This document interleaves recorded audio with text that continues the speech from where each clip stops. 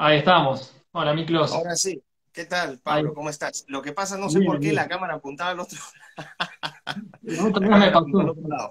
¿Ah? Me pasó con Horacio justo lo mismo, que la cámara estaba al revés y te muestra parte de la casa. Pero bueno, Un acá desastre. estamos, acá estamos. ¿Qué tal? Bueno, ¿Cómo va? Miklos, primero muchas gracias por el espacio, por hacerte un tiempo para poder conversar de estas cuestiones que son tan importantes hoy en día y que no sé si, bueno, todo el mundo las conoce. Entonces, primero eso, agradecerte y el tema es, bueno, el impacto de la inteligencia artificial y el transhumanismo. Temas que por ahí no sé si son tan conocidos hoy por muchas personas, como recién decía, pero que vos tenés una vasta y clara experiencia y lo podés explicar mejor que nadie. Para eso quería preguntarte lo inicial. ¿Cómo ves la vida hoy de las personas en general? Y sobre todo en general con respecto a la tecnología. Bueno, claramente hay una dependencia a la tecnología. De hecho, los transhumanistas, uno de los argumentos que ya están utilizando es que nosotros finalmente terminamos siendo hoy ya transhumanistas porque nuestro celular es, o sea, no es que nuestro celular sea una extensión de nosotros, sino que al revés, nosotros terminamos siendo extensiones de nuestros celulares. Y hasta cierto Ujú. punto, o sea, filosóficamente es un punto que tienen a favor, en el sentido de que, claro, a medida que nosotros vamos digitalizando nuestras vidas, en la medida en que nosotros vamos digitalizando las relaciones personales, por ejemplo, lo que estamos haciendo ahora, Ujú. cuando el trabajo se vuelve un espacio virtual, o teletrabajo, ¿no? Telemedicina, teletransporte, o sea, cuando ya la tecnología pasa a ser en un espacio no real, sino virtual, tú puedes decir que sí, los transhumanistas tienen un punto que es defendible, en la medida en que nosotros terminamos siendo ya no solamente sujetos, sino objetos tecnológicos. Y eso es una distinción, creo, muy importante. Sí, y se forma también desde el lado psicológico una simbiosis, ¿no? Entre el elemento que es el móvil o el celular y nosotros mismos, y donde el celular termina siendo múltiple función y un objeto también cultural, que hasta ni siquiera a veces importa tanto la funcionalidad, sino el estatus que por utilizar ciertas marcas uno se posiciona en un colectivo social. Entonces, es un objeto cultural muy importante que se empieza a entramar entre el ser de uno, nuestro interior, y el objeto, donde ya no se puede ver el límite entre él y yo. Ni hablar con esta nueva normalidad, que de eso también quería preguntarte, que también maximiza un poco esto, como hablabas recién. ¿Qué opinás de esta nueva normalidad en el impacto de la tecnología en nuestra vida y en general, obviamente? Bueno, no se podría justificar una nueva normalidad sin justamente esta simbiosis o este mutualismo tecnológico, ¿no? No podría ser factible de ninguna manera. Esta nueva normalidad lo que te impone es la deshumanización de las relaciones humanas. O sea, la nueva normalidad es pasar gradualmente a esta idea del transhumano, con esta idea que te hablaba del celular. Haciendo un comentario corto a lo que tú habías señalado con esto del estatus que se asocia al tipo de marcas que uno utiliza. Eso es cierto. De acuerdo al tipo de celular que compras, va a ser el tipo de estatus que tienes. O sea, si te compras un Xiaomi chino de $100 versus un Samsung 10 Note, o sea, claramente hay estándares ahí, pero más que eso es el tipo de estratificación social que también vas a encontrar con eso. ¿Por qué? Y esto es un punto muy interesante. Cada celular tiene un diferente valor porque tiene diferentes aplicaciones, diferentes procesadores, memoria, funcionalidades, etcétera. Y esas funcionalidades, esas aplicaciones, vamos a decir, esos estándares en cuanto a la velocidad del procesador, la memoria que tienes, las funcionalidades, te permiten acceder a ciertos espacios virtuales. Hay celulares que no van a correr ciertas aplicaciones porque el celular en sí no tiene la capacidad tecnológica para procesar, por ejemplo, un cierto tipo de audios o Ujú. videos o de materiales. Entonces ahí lo que tú también estás viendo, y esto creo que es un punto para el estudio económico y sociológico, cómo vas estratificando sociedades virtuales de acuerdo a las prestaciones que puede darte el propio celular. Entonces, nuevamente también ves esta idea de que esta gran mentira dentro de la nueva normalidad que yo prefiero no usar esa palabra porque es como que te están Ujú. acostumbrando a usarla, para mí es la anormalidad. Entonces, en esta Ujú. anormalidad, lo que están haciendo, lo que te dicen, la normalidad te promete que todos vamos a vivir en un paraíso, en esta famosa economía del donut. No sé si sepas, Catherine Raworth, que es una economista británica, crea este concepto de la economía del donut. Entonces ella habla que en la base vamos a tener, o sea, en el círculo interior lo que vamos a tener son nuestras necesidades básicas. ¿Ok? Ujú, Y entre esas necesidades básicas vas a encontrar la alimentación, el cuidado de los recursos, no sé, pues el acceso al agua, es decir, todas las cosas que, acceso a vivienda, etcétera. Ese es el círculo interno. Y el círculo externo estaría dado por el techo medioambiental. Entonces, el respeto a la biodiversidad, el cambio climático, el hueco en la capa de ozono. Entonces, entre el círculo interno y el círculo externo se forma un donut y ahí supuestamente habitaríamos todos.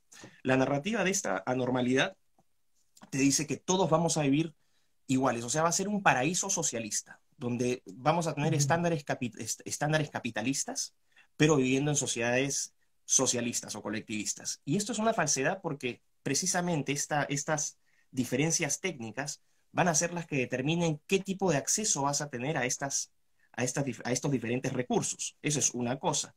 Y lo otro también es, en base a esas interacciones que tú vas a formar virtuales, no todos van a tener ese acceso a este mundo de maravillas, porque gran parte, por ejemplo, de la población, si bien tú tienes ahora, creo que estaba viendo un estudio, son casi 4.500 o 5.000 millones, o sea, 5 billones de celulares para una población de 7.000 millones. O sea, todavía tienes, de los 7.7 billones, tienes a 2.7 billones que viven en extrema pobreza y que están completamente fuera del donut, o sea, están en el círculo, ni siquiera están en el círculo, están dentro del círculo chiquito. O sea, ¿qué Ujú. pasa con esa gente? No está incluida en en esta normalidad. Y lo que yo veo también es que todas las medidas que se están tomando, que apuntan a empobrecer, a destruir la iniciativa privada, a generar más dependencia al Estado, la famosa renta básica universal, que no es otra cosa Ujú. que una propina para mantener viva la masa hasta que se muera y podamos controlar nuevamente la población, o sea, reducirla de los 7.7 probablemente a un número más saludable que estos locos piensan que es entre 3,5 y 4, idealmente 2 billones. Lo que estás haciendo ahí es abiertamente un control poblacional, un control demográfico y también otro elemento que es mucho más grave, que es este control eugenésico, ¿no? Ujú. Determinar qué estándares genéticos son adecuados, cuáles no. En Islandia, por ejemplo, ya la legislación existente te dice que si quieres matar a un niño Down, lo puedes hacer, lo puedes abortar. Eso es una política eugenésica abierta. Ahora, esta gente, para justificar esta aberración, lo que dice es que es una libertad, o sea, no es una eugenesia negativa, es decir, que no te la imponían, sino que dentro de este espacio liberal, ¿no? Libertario, donde tú puedes hacer lo que se te dé la gana. Lo que estás haciendo ahí es eliminar seres humanos porque no cumplen con tu estándar de perfección.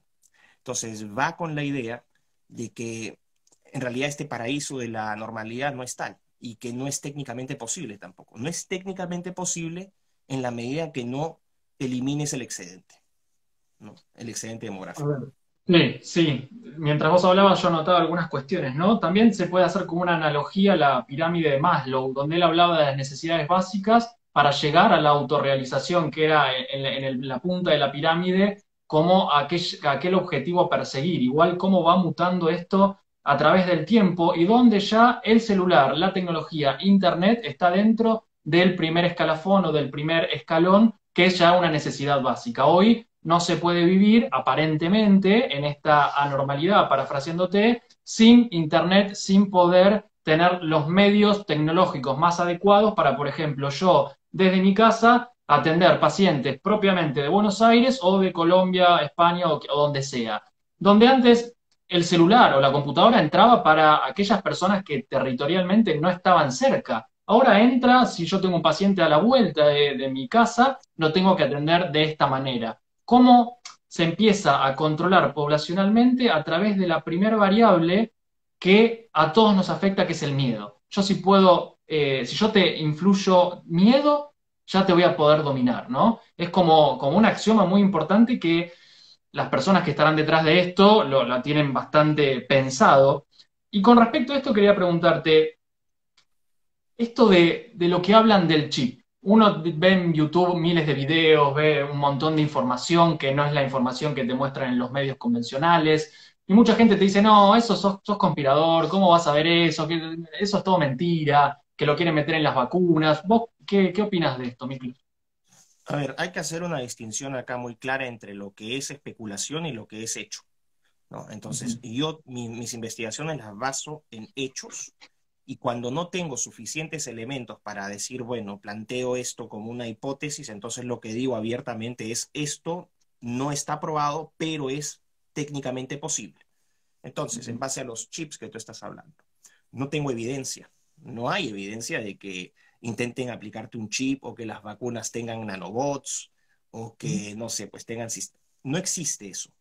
Pero el avance tecnológico, las posibilidades, la frontera tecnológica actual me permitiría sospechar que esas aplicaciones o esos instrumentos, esas tecnologías son técnicamente posibles y que técnicamente sería posible, si no es ahora, en un futuro cercano, que puedan desarrollarse nanobots, porque la tecnología ya existe, para que puedan hacer labores, pues, no sé, de monitoreo de tus niveles de oxígeno en la sangre o que vean el combate frente a respuestas inmunes que puedas tener, que puedan trabajar también estos nanobots. O sea, estamos entrando en el terreno de la especulación y de la ciencia ficción en este momento, pero Ujú. ese no es el punto.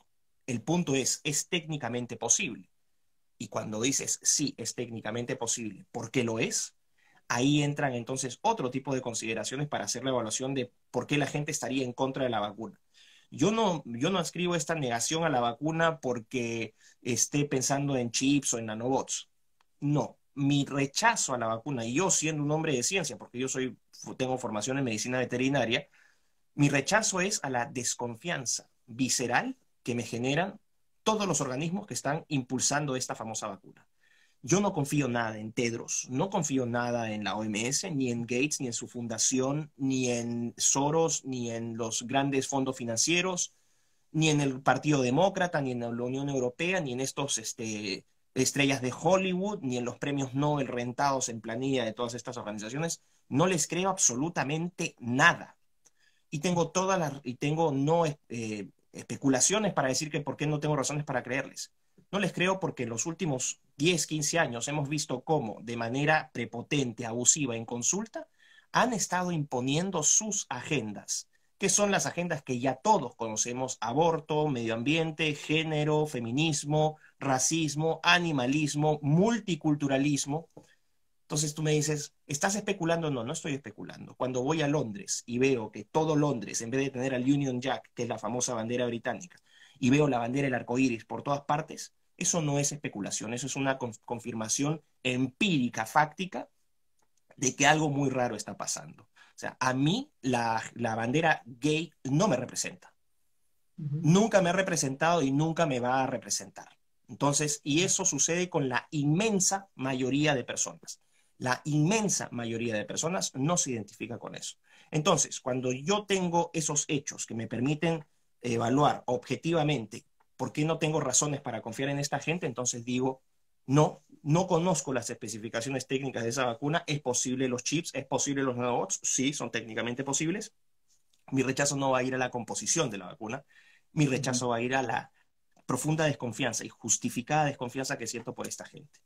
Esa es la consideración. Entonces, aquí habría, y si me permites cortito, aquí habría que Sí, hacer sí. una distinción, aquí habría que hacer una distinción, porque estos malnacidos lo que hacen es juegan con la ignorancia de la gente, juegan con la ignorancia de la gente. Y ojo, estos malnacidos también siembran las propias conspiraciones, porque van a Ujú. explotar la ignorancia de la gente. Entonces van a decir, uy, mira, estos loquitos creen que los nanobots y empiezan a hacer dibujitos de nanobots y ya le meten el tema de la cruz, los fanáticos religiosos y la musiquita turbia, ¿no?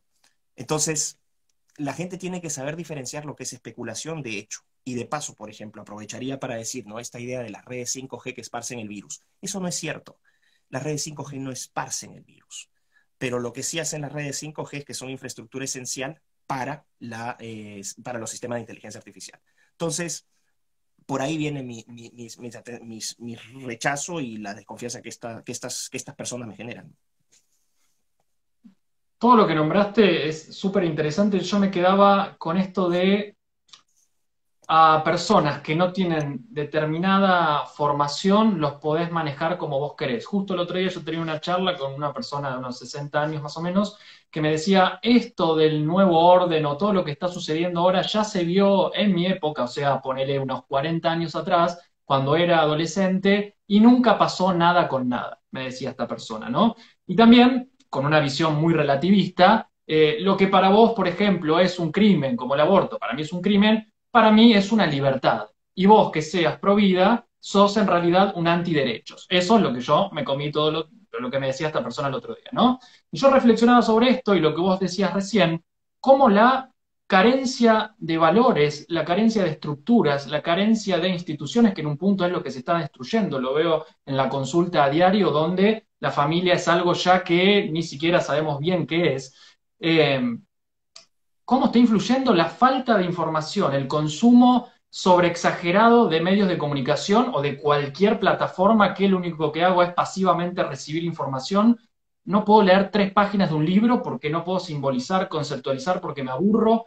Y es como que, bueno, va todo de la mano. Las grandes plataformas que hay una tras de la otra con sus contenidos. Justo ayer estaba viendo un pedacito de una serie donde hablaban literalmente de progresismo, feminismo y de casi, no voy a mencionar el término, ¿no? Pero relaciones íntimas entre un adulto y un menor. Ujú.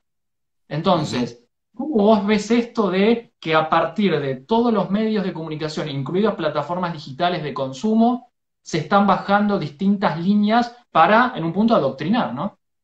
Bueno, es que lo que pasa es, a ver, para empezar, los medios de prensa tradicionales son el principal centro de desinformación.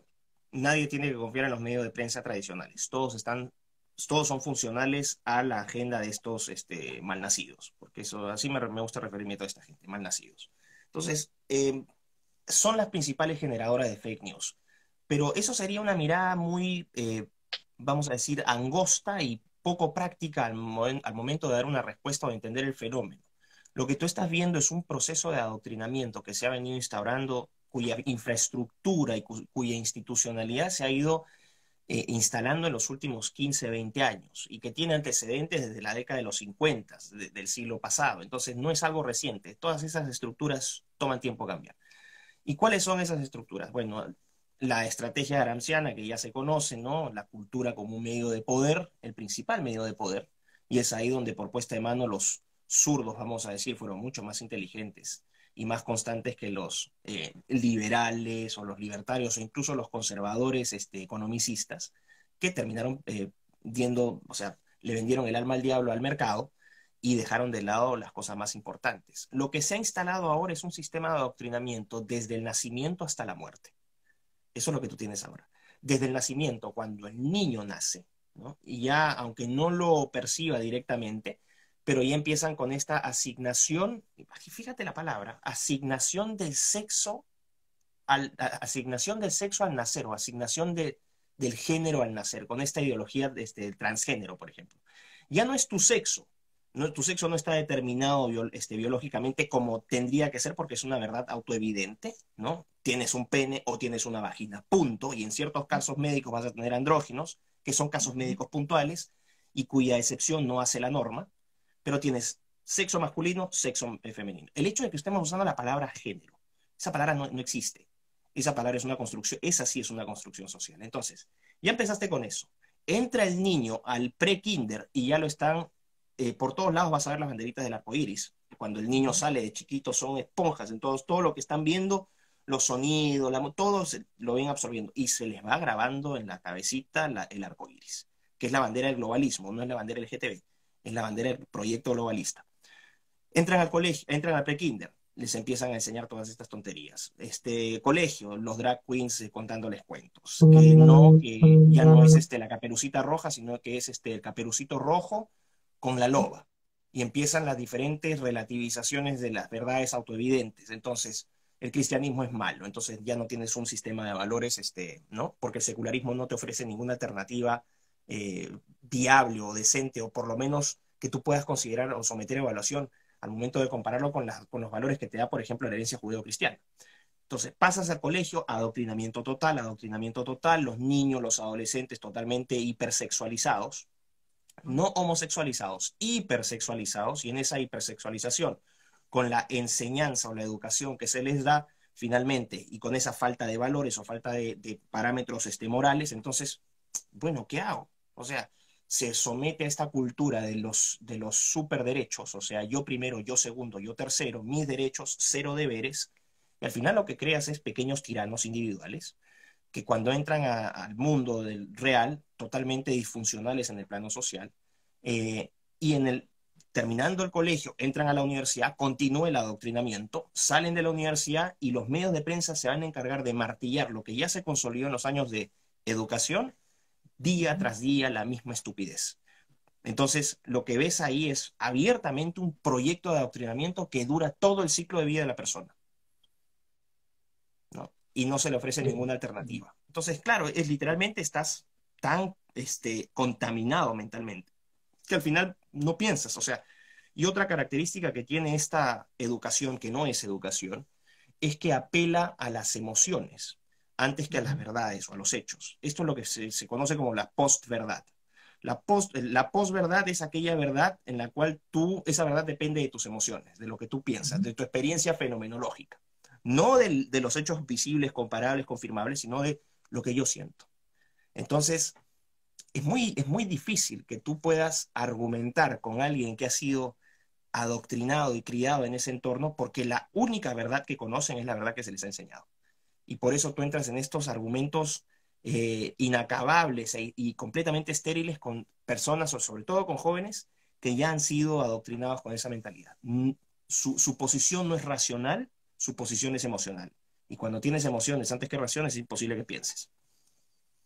Sí, claramente, cuando tenés emociones antes que razón, podemos asemejarnos más a algún animal que en realidad a un ser humano que tiene la capacidad justamente de razonar. Pero qué interesante cómo se mete primero en el aprendizaje primario en los niños, que entre los 0 y los 5 años es tierra completamente fértil Uh -huh. para modelar como quieras, y en la adolescencia, donde hay una ruptura con la identidad, me tengo que diferenciar de mis padres, tengo los grupos de pares, y yo pienso distinto a ellos, ¿qué va a pasar? No me voy a sentir querido, la soledad, un montón de cosas, y empezás a ver un montón de adolescentes entre 13 y 17 que le vas a hacer una pregunta de por qué opina o tiene el pañuelo verde y no sabe bien qué decirte. Y en realidad, en un punto, es porque lo afectivo, la hiperemocionalidad, es lo que está jugando constantemente. Y con el uso de la tecnología, justamente, lo mide por cantidad, no por cualidad. Antes las emociones estaban reservadas para el ámbito privado. Bueno, en tu casa, ni hablar si eras hombre o llorabas, las mujeres adentro y toda la emoción adentro. Ahora, con el aparatito, con la computadora, medimos cantidad de emociones. ¿Cómo? Cantidad de likes, cantidad de vistas de reproducción de video, cantidad de historias, cantidad de seguidores nuevos. Entonces todo es cualitativo y todo eso concluye en una resultante de el sentir mi sentimiento, me percibo, y no hay verdades axiomáticas por fuera, no hay nada donde yo pueda agarrarme, no hay encuadre, básicamente. Entonces yo me puedo autopercibir el celular que tengo delante o lo que yo tenga ganas, pero el problema, desde mi punto de vista, no es lo que vos haces puertas adentro, es que esto sea ya estatizado, ¿no? Donde Uh -huh. todos tienen que estar bajo este lineamiento, porque la otra vez a Pablo Iturrieta le hacía la misma pregunta. ¿Cómo educamos a los niños hoy entonces? ¿Cómo los Bueno, educamos? Porque van a ingresar a este sistema y va a ser todo lo que vos dijiste y coincido plenamente. ¿Qué uh -huh. alternativa tenemos? Bueno, el problema, hay varios problemas ahí y todo nuevamente te das cuenta lo pernicioso y lo perverso que ha sido todo esto, ¿no? Porque claro, uno puede perder la paciencia con ciertos jóvenes, tú dices, pero ¿por qué la gente puede ser tan estúpida? Pero por otro lado dices, a esta gente joven no se le ha dado herramientas o visiones alternativas para que ellos puedan comparar. ¿Por qué? Porque cuando surgen estas visiones alternativas son censuradas, o sea, nuestros casos, por ejemplo, ¿no? Cuando surge información que contradice la narrativa original, esa información, por cualquier excusa, discurso de odio, misoginia, homofobia, cualquier estupidez, te lo van a cerrar. Exacto. Lo que están haciendo simplemente es cancelar cualquier alternativa de información que tú puedas tener. Ahora, cuando tú no tienes herramientas para defenderte y eres sobre todo muy joven, estás en una etapa muy vulnerable, tú como psicólogo lo debes saber mucho más que yo, o sea, estás en un proceso de formación de tu personalidad, donde las relaciones sociales son muy importantes, las jerarquías que se van formando, ¿no? La apreciación que tienes tú de ti mismo y que tú percibes que tienen los otros de ti, la famosa presión de grupo. Entonces la aceptación en esas edades es muy importante. Es un periodo donde la aceptación significa, o significaba antes por lo menos, tu ingreso formal a una sociedad, ¿no? Donde, bueno, podías tener cosas buenas, cosas malas, pero ya eras aceptado como parte del conjunto. Entonces, cuando no tienes esas herramientas para defenderte, lo único que vas a hacer es agachar la cabeza. ¿Por qué? Porque a nadie le gusta ser ridiculizado, estigmatizado, menos a esa edad, ser separado o excluido. Entonces, es muy difícil. ¿Cómo tú convences a alguien que no tiene acceso a otra alternativa? Y el problema no solamente es con los jóvenes. Ves ya el fruto de la educación de esta red perversa, ¿no? De este sistema educativo totalmente nefasto.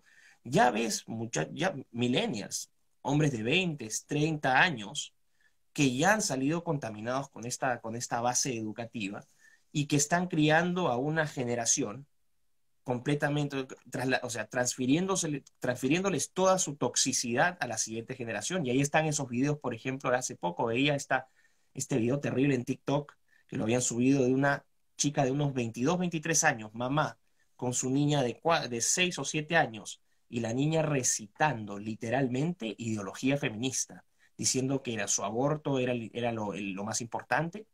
Una niña de 6 7 años no tiene que estar hablando de esas estupideces, tiene que estar jugando, relacionándose con sus amigos, haciendo cosas que hacen los niños. O sea, lo que menos pasa en la cabeza de los niños es el sexo. Esa es una incorporación forzada de los adultos, que pasa justamente por esta idea de trastocar todos los valores, todos los principios que formaban nuestra civilización y que en nombre de esta nueva anormalidad están tratando de ser completamente destruidas para imponer un nuevo sistema.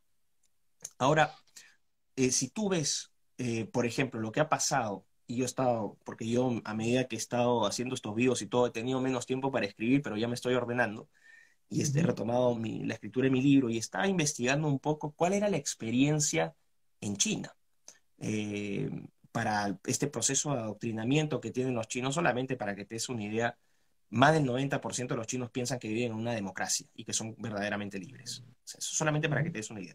Apareció un estudio de la Universidad de Stanford, investigadores de Stanford y la Universidad de Tsinghua, que es la universidad top de China, Tsinghua, y este estudio tomó un número de jóvenes, y del 100% de esos jóvenes, estoy hablando de jóvenes entre los 18 y 22 años, se les hizo la pregunta si recordaban lo que era Tiananmen, la famosa masacre de Tiananmen, ¿no? La rebelión de esos estudiantes que fue acabada a tanquetazos y balazos. Menos del 3% había escuchado la palabra, y los que habían escuchado esa palabra, el 100% tenía una apreciación de que se había actuado de la mejor manera, reprimiendo a los terroristas. Y esto estoy hablando de un círculo de tiempo de que dos décadas. Entonces, imagínate el poder que tiene el aparato de adoctrinamiento estatal para literalmente programar a sus ciudadanos. Es realmente terrible. Y ya entrando como en el segundo bloque, el transhumanista se va a venir a meter en esto para decir en un punto que la vida así no alcanza o no está bien y necesitamos fusionarnos con máquinas para llegar a esos tres principios que plantean, que vos bien los podés desarrollar si querés. ¿Cómo quedamos el ser humano que tiene valores, formaciones, etcétera, o que quiere conservar, ¿no? Conservar lo bueno del pasado, conservar las buenas tradiciones? ¿Cómo quedamos en relación a esto, ¿no? ¿Cómo el transhumanista va a venir a meterse en esto para ya empezar de a poco a plasmarlo concretamente? Claro. A ver, aquí habría que dividir la pregunta para entender bien la explicación, ¿no? Para que la gente entienda dónde habría que posicionar al transhumanismo y qué importancia darle en lo que está ocurriendo actualmente. Eso es muy importante. Tengo que dar un antecedente, o sea, ¿cuál es el objetivo final de toda esta agenda, de esta multiagenda progresista? Entonces, tú te has dado cuenta y ocurre, lo hemos visto, yo lo he visto en todos estos años, cómo se han enfrascado estas pugnas entre liberales y conservadores y libertarios y socialistas. Yo soy rothbardiano, yo soy hayekiano, yo soy marxista. puta, o sea, son disputas que, o sea, tienen un valor intelectual. No, no quiero desecharlas completamente, pero ante la presión de las cosas, ante la importancia y la urgencia de las cosas que están en juego hoy, pasan a ser menos relevantes. ¿Por qué? Porque el objetivo del progresismo, cuando tú ves sobre todo a gente de derecha diciendo los progres que quieren abolir el capitalismo, claro, ya, ok, esos son simplemente instrumentos. Tú puedes usar tanto el mercado como el Estado para imponer políticas vamos a decir, actitudes de las personas que sean antihumanizantes o deshumanizantes. O sea, no es patrimonio del Estado ni del mercado, o sea, no es que el uno sea mejor que el otro. Desde los dos lados puedes lograr el mismo objetivo, que es el objetivo del progresismo. Por eso es que yo hablo de los progres, sobre todo los zurdos, socialistas, comunistas, verdes, reciclados, etcétera, y de los famosos liber progres, que son estos liberalcillos peso pluma, que lo único que saben hablar es de economía y de libertad, pero que al final terminan siendo funcionales a la agenda progre. ¿Por qué? Porque el progresismo lo que busca en el fondo es, puse hace un poco un post en Instagram, la redefinición, esto es lo más importante, la redefinición y la reconfiguración del ser humano. Ese es el objetivo fundamental del progresismo. Si va a recurrir al colectivismo estatista o si va a recurrir a ciertos mecanismos de mercado, esos simplemente son instrumentos. Pero en el fondo lo que se quiere generar es una especie de tabula rasa del Homo sapiens, a lo Locke, ¿no? Una tabula rasa, y vamos a reprogramar al ser humano. Y ahí entra en juego la idea del transhumanismo. Pero uno diría, pero qué locura, ¿cuál sería el fin de querer reconfigurar y redefinir al ser humano? Lo tienes que redefinir para que el ser humano pueda ser no un sujeto, como te dije inicialmente, sino ya un objeto. Y cuando eres un objeto, ya puedes experimentar sobre ese objeto. Puedes someterlo, no, ya no lo tratas como un ser con un valor o una dignidad inherente, sino lo tratas como un pedazo, un ente que puede ser manipulado, moldeado, etc. El objetivo del transhumanismo, o sea, es ¿qué tecnologías se tendrían que aplicar para lograr eso? La pregunta sería entonces, ¿existen las tecnologías para reconfigurar al ser humano? Y claro que sí existen. No son ciencia ficción, ya existen. Por ejemplo, la edición genética es una tecnología que ya existe y con la cual tú puedes literalmente modificar genes, cambiar genes, extraer genes, combinar genes entre especies, eh, dos padres, una madre, o tres óvulos, un espermatozoide, y combinas material genético. O sea, por ejemplo, acá en el Reino Unido existe una legislación donde puedes concebir niños con un espermatozoide y dos óvulos. Resulta que hay niños que crecen con una condición en la cual tienen muy poca energía o se cansan rápidamente, y eso es porque tienen un número muy reducido de mitocondrias en cada una de sus células. Y las mitocondrias son como las plantas de energía que tenemos en nuestras células, son nuestras baterías, nuestras pilas. Entonces, estos niños nacen con una concentración de mitocondrias muy pequeñita en sus células. Entonces, eso es un problema genético que lo aporta la madre. Entonces, el óvulo, vamos a decir, defectuoso de la madre es complementado con un óvulo que no tenga estos problemas mitocondriales. Entonces lo que haces es terminar fecundando un espermatozoide con dos óvulos y te terminan dando este cigoto, blastocisto y posteriormente embrión, feto, etcétera, pero ya con una carga mitocondrial, pero con tres ADN diferentes. Entonces tú dices, bueno, ¿hasta qué punto esto es deseable? ¿Hasta qué punto esto es, si es posible, es posible? ¿Hasta qué punto es deseable? Entonces ahí entrarías ya consideraciones bioéticas. Pero el punto es que la tecnología existe. Y una vez que la tecnología existe, entonces ya las cosas toman otro tipo de análisis. ¿Por qué? Porque quienes son dueños de estas tecnologías, no solamente de la inteligencia artificial, sino también, o sea, no solamente de la biotecnología, sino de la inteligencia artificial, que puedes combinarla con la biotecnología, por ejemplo, para secuenciar ADN mucho más rápido, para identificar funciones de genes de manera más precisa, o para ver los efectos combinatorios de cómo actúan diferentes genes en el cuerpo humano.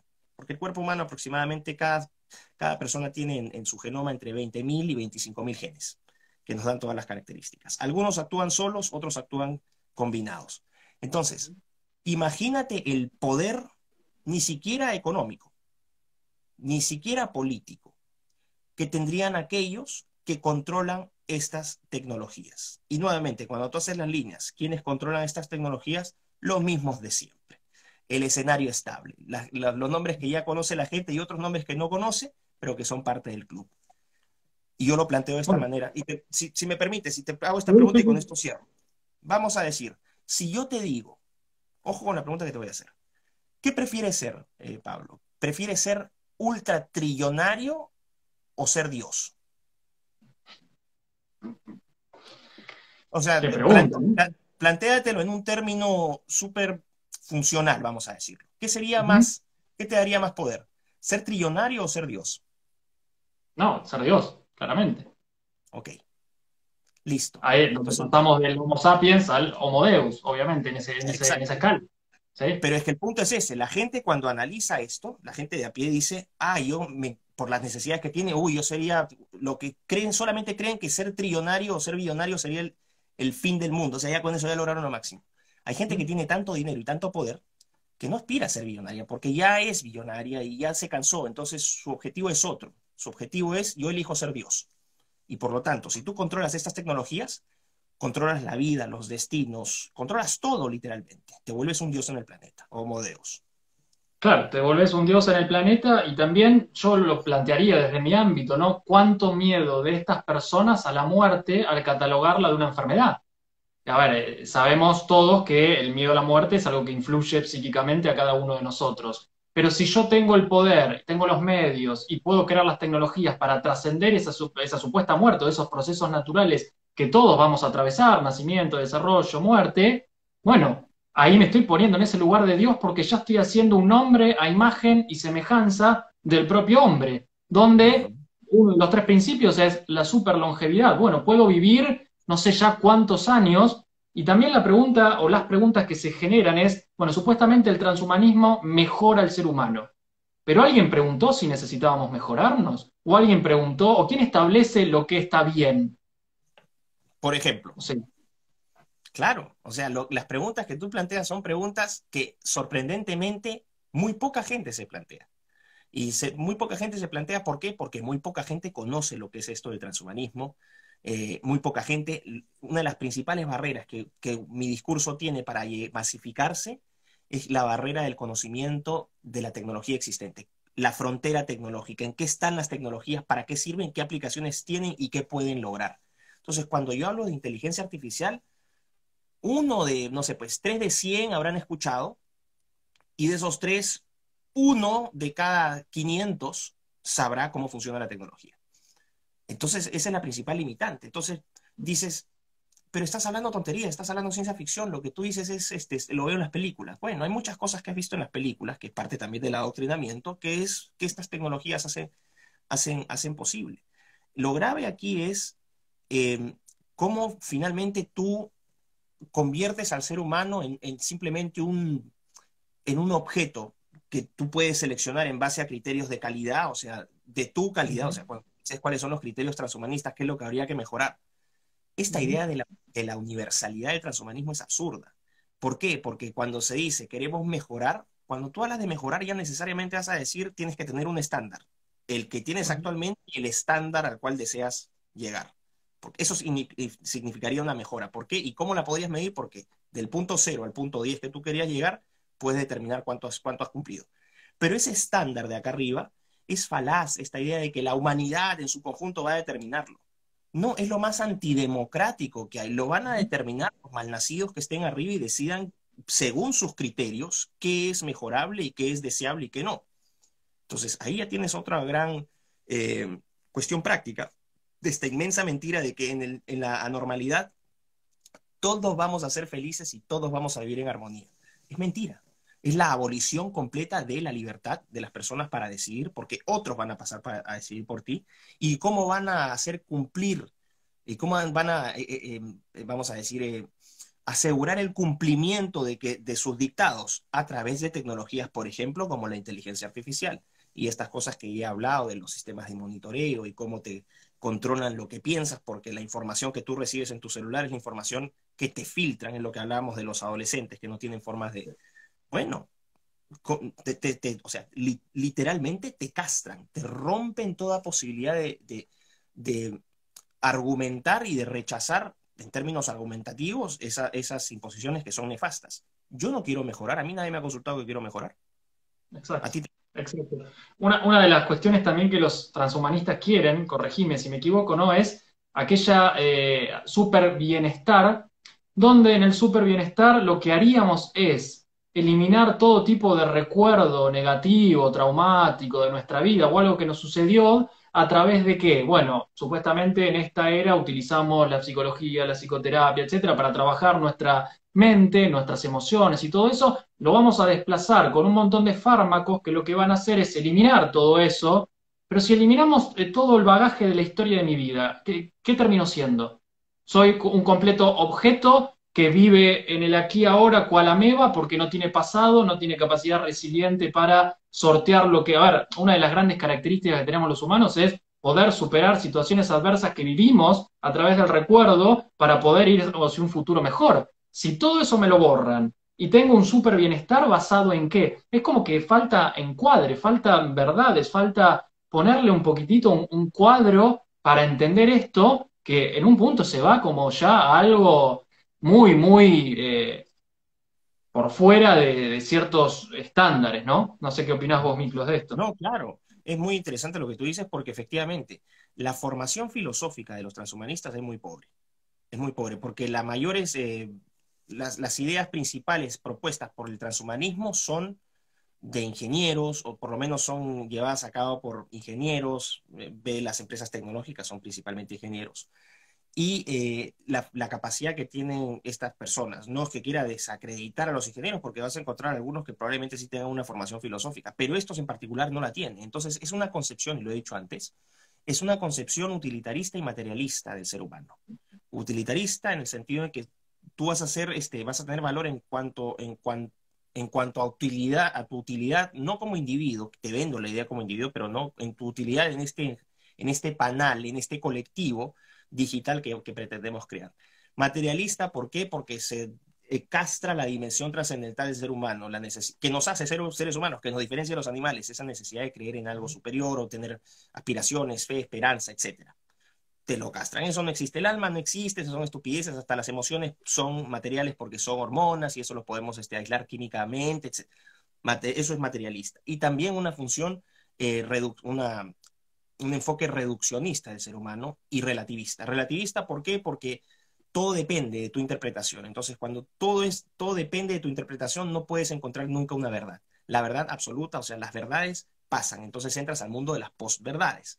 Nunca te vas a poner de acuerdo. Una sociedad no puede funcionar si no tenemos convenciones que nos permitan funcionar. Y como lo decía anteriormente, todos tenemos claro que esto es una lata de Coca-Cola, pero si yo empiezo a decirle esto fruta y otro viene y le dice eso para mí no es fruta, esto para mí es aire, bueno, literalmente es la anarquía. Entonces, con esas concepciones, cuando tú tienes una concepción del ser humano de esa naturaleza, obviamente todas estas, vamos a decir, todas estas dimensiones de la condición humana, la experiencia del ser humano, terminan siendo absolutamente irrelevantes. Y uno no puede identificarse, y le hago esta reflexión, o la transmito esta reflexión a toda la gente que nos está viendo, tú no puedes identificarte, tú no eres tú si no concibes quiénes fueron tus padres, qué vida pasada tuviste, quiénes fueron tus amigos, tus abuelos, en el país en el que creciste, la música que escuchaste, las películas que viste, los sitios que conociste, la comida que comiste, las bebidas que tomaste. Todo eso es parte de tu identidad. Es lo que te define hoy. Entonces, cuando tú, como bien dices, me reduces a un objeto, ¿no? Perfecto, según estándares ajenos, que está totalmente desarraigado del contexto y es esta unidad, ¿no? Es este foco aislado de otros focos que están puestos ahí. Bueno, no vas a tener ese concepto de sociedad, de bienestar que te ofrece la nueva normalidad, no va a ser posible. Otra cosa, si es que me permites cortito que se me pasó este ejemplo, cuando tú hablas de la superlongevidad, ya existe, y esto es transhumanistas, Max Moore, que es un transhumanista británico que ahora vive en Estados Unidos, él tiene una empresa que se llama Alcor, y en Alcor lo que hacen es una empresa de criogenia. Entonces hay gente que paga $250,000 para que cuando se muera lo congelen con la esperanza de que lo puedan revivir más adelante. Ahora, mira lo sórdido de esto. Es que si no tienes los $250,000 para que te congelen completo, ellos te ofrecen un ofertón. te decapitan y te congelan la cabeza. Entonces, si eres pobre, bueno, una buena decapitada y tu cabeza va a estar ahí en criogenia, nitrógeno líquido, hasta ver si en algún momento te reavivan. Y no solamente para personas, también tienes para perros, para mascotas. $6.000 la tarifa. Entonces te das cuenta ya, ¿no? ¿Por qué somos lo que somos? ¿Por qué valoramos la vida? Porque sabemos que se acaba. ¿Por qué valoramos la felicidad? Porque hemos derramado lágrimas y hemos pasado momentos difíciles. ¿Por qué me esfuerzo tanto y por qué el sacrificio a veces te forma carácter? Porque cuando consigues algo, valoras lo que te costó conseguirlo. Es parte de la experiencia humana. Cuando a ti te sobra todo eso, pasa a ser como los millones de los trillonarios o como la arena en el mar, o en el océano, en la playa. No la valoras porque te sobra. No la valoras porque te sobra, porque ya, a ver, todos nos movemos en la vida por un objetivo que tengamos, ¿no? Por la trascendencia, por intentar hacer algo con lo que tenemos, ¿no? Que podemos haber venido desde fábrica, con ciertas habilidades, ciertos dones, nos chocamos con un fracaso, una frustración, y eso va modelando nuestro carácter, nuestra identidad, a partir de nuestras socializaciones primarias, secundarias, cómo nos movemos en los grupos, las decisiones que tomamos. Cuando ya todo eso se quita, como estábamos hablando recién y como bien Miklos vos explicabas, ya lo que queda es, bueno, si yo tengo dinero, algún delirio mesiánico, porque no calculo que no todos los que tienen millones se plantean esto, podemos hacer lo que queremos, porque ya también hay una abolición de la espiritualidad. A ver, yo soy católico practicante, y ya hay una abolición casi total de la espiritualidad, que me parece, o sea, está dentro de la agenda, porque ya desde chicos se intenta aplicar esto, y donde uno, si es católico o es psicólogo, ya no podés juntar las dos cosas, no podés hablar de eso porque perteneces al medioevo, no podés hablar de ciencia porque no, tenés cierta tendencia religiosa, entonces sos pro vida porque lo dice Dios, y en realidad se están mezclando absolutamente todo. ¿Cómo ves esto? Bueno, el transhumanismo lo que quiere es quitar, obviamente, la dimensión trascendente o espiritual. ¿Cómo vos ves esta variable sin el transhumanismo, pero en la gente de hoy, en la cultura de hoy? Bueno, primero decir que estos son esfuerzos deliberados que se hacen, ¿no? ¿Por qué? Porque cuando tú hablas, vamos a decir, nos olvidamos del transhumanismo, que sería difícil, porque la agenda Ujú. no es transhumanista, sino esta agenda del Homo Deus, de los pocos Homo Deus, ¿no? Eh, la tradición judeo-cristiana y los valores que nos ha legado el cristianismo, el catolicismo y, bueno, sus variantes protestantes, ¿no? Que en lo esencial, vamos a decir, comparten varias cosas, tienen diferentes interpretaciones, pero bueno, no me voy a meter a eso, simplemente voy a decir que en lo valórico más o menos están alineados. Cuando tú entras a este proyecto de reconfiguración y redefinición del ser humano, tu principal barrera van a ser los absolutos. Tú no puedes tener absolutos, porque los absolutos le permiten a la gente plantar esas banderas y decir de acá no me muevo porque estas son verdades, no solamente reveladas por Dios, sino que mis sentidos y mi experiencia como ser humano, Santo Tomás de Aquino piensa por tu cuenta, cree en Dios, pero piensa por tu cuenta, en resumen, ¿no?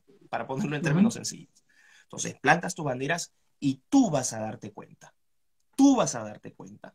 que tú necesitas esos valores. ¿Por qué? Porque como nuevamente la lata de Coca-Cola, porque nos dan convenciones y nos permiten de alguna u otra manera, a pesar de, ¿no? de nuestras imperfecciones y justamente tomando en cuenta esas imperfecciones, te van a Ujú. permitir vivir en una sociedad relativamente decente. O sea, de alguna manera, desde una interpretación secular que tú le podrías dar, y no quiero eh, faltar al respeto de nada, no quiero que la gente lo vea de esta manera, pero los 10 mandamientos también puedes interpretarlos como el primer código legal de la historia, ¿no? Ujú. Vamos a decir, tienes un código de absolutos ahí. No matarás, honrarás a tu padre y a tu... O sea, cosas que en términos individuales te alimentan y que en términos sociales generan un valor, un bienestar social. Bueno, cuando tú rompes eso, o sea, cuando tú tienes un enemigo como eso, lo primero que tienes que hacer es no solamente destruirlo, sino desacreditarlo. No solamente lo destruyes, sino lo desacreditas. Y claro, tú te pones a pensar en términos prácticos, lo he dicho en otras ocasiones. Le ofreces a un muchacho de 16 años o de 15 años que ha sido criado con X-Men, Hulk, el Iron Man, eh, la forma del agua, la sirenita travesti y todas estas estupideces, versus, ¿no? Donde les ofreces superpoderes, mujeres guapísimas, hombres musculosos para las chicas o para los, ya, no, ya sabes quiénes. Bueno, les ofreces todas estas maravillas terrenales, ¿ok? Que a todos nos gustan, o sea, todos somos seres humanos, ¿no? Versus, y obviamente placer, hedonismo, relativismo, tú eres tu propio dueño, no te manda nadie, versus el camino de sacrificio y deberes Ujú, que dice el cristianismo. ujú, O sea, vamos a ver, hay que ser virtuoso para escoger esto. ujú. Hay que ser virtuoso para escoger esto. O sea, del 100%, uno o dos van a Sí, decidir por este camino y los otros 98 se van a ir por este. Te das cuenta, no solamente es un tema de desacreditación, sino también que la narrativa apunta a ser completamente poco atractivo un camino y el otro también es menos atractivo por sus características inherentes, por su propia doctrina, porque su práctica exige dar, no recibir. exacto, O sea, exacto. es muy complicada.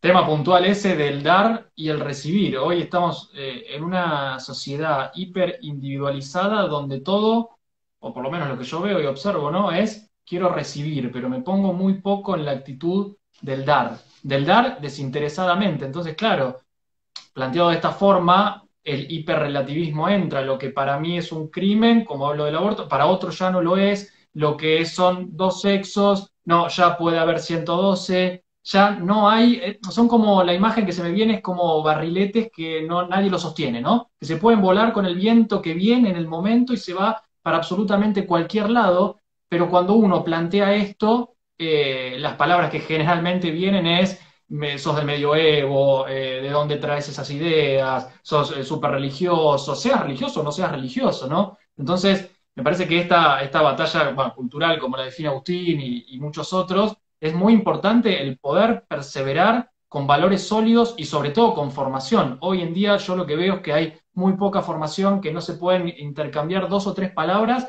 porque son los mismos conceptos arraigados en donde, en lo que yo siento, percibo y creo, y como es toda la verdad es 100% subjetiva, vos tenés tu verdad y yo tengo la mía y no hay absolutamente nada con qué contrastarlo. Entonces, es complejo el futuro, ¿no? O el Claro, bueno, presente. o sea, yo lo que sacaría de esta charla, ¿no? Y lo que le diría a la gente que ha tenido la paciencia y, ¿no? Y la generosidad de acompañarnos, es que vayan, o sea, no es la idea acá de lo que yo he hablado, es que sea una, vamos a decir, una clase, no.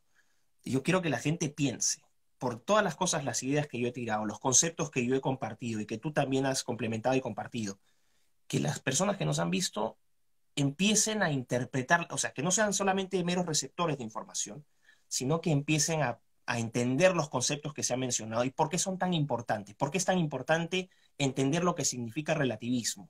¿Por qué es importante saber lo que es utilitarismo, materialismo, reduccionismo? Eh, ¿Qué es lo que hay en juego cuando uno habla, ¿no? Del transhumanismo? Y cuando uno maneja estos conceptos esenciales, uno puede interpretar, o sea, uno puede ponerlos o contrastarlos con la realidad, inmediatamente va a empezar así como la película esta de los borrachos, estos amigos borrachos que se iban a Hollywood y el que se van a la mesa de póker y el pata le empiezan a aparecer las fórmulas matemáticas, igualito les va a pasar. Cuando tengan los fundamentos esos claros, va a ser un momento así como de ¡puc! Eureka, van a empezar a interpretar así como The Matrix toda la información y todo va a ser mucho más fácil.